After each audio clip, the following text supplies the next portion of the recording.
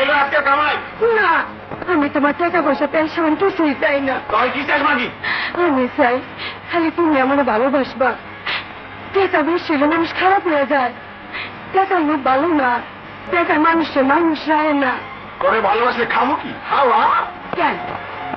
তুমি সারাদিন রিক্সা চালিয়ে যা পাইবা তাই দিয়ে তোমার আর আমার সংসার আল্লাহ দিলে চলে দেব। আচ্ছা আচ্ছা দেখা দেবো।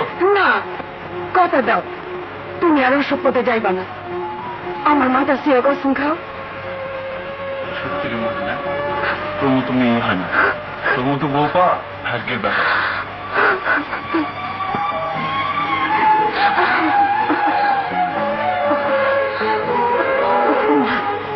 অগ্রবী দেখ তুমি ঘুমে গেছো। অগ্রবী না যাবো গাগ্র থাম দেখি দেখি আগে। হ্যাঁ সত্যি তো। চল চল আমার ঘরে না চল।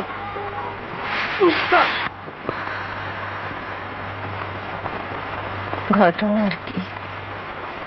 তারপর শয়তান নিজের চক্রান্ত করে আমাদের সব সম্পত্তি দখল করে নেয়, আমাকে ঘর থেকে বের করে দেয়। অদৃষ্টের কি নির্মম পরিহাস, স্বামীর থেকে নির্মম নেই।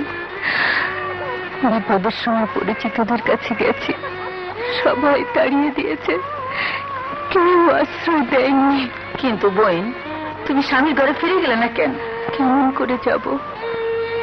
আমার যাবার তোর মুখ নেই। আমি নিজের পায়ে ঠেলে এসেছি আমার সংসার, আমার সন্তানকে। তাহলে বোন তোমার দুঃখের জীবন। তা বোন তুমি কই যাইবা? কোথায় আর যাব? আমার তো কোথাও যাবার জায়গা নেই। তোমার এখানে থাকার জন্য কোনো জায়গা? আমার মুখের আহার মুখের সামনে থাইকা যাইতে দিব না।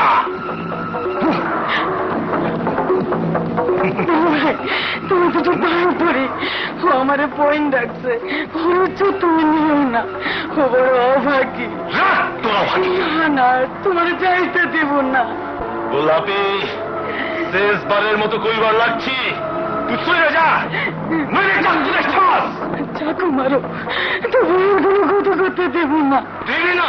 না দিবি না? না।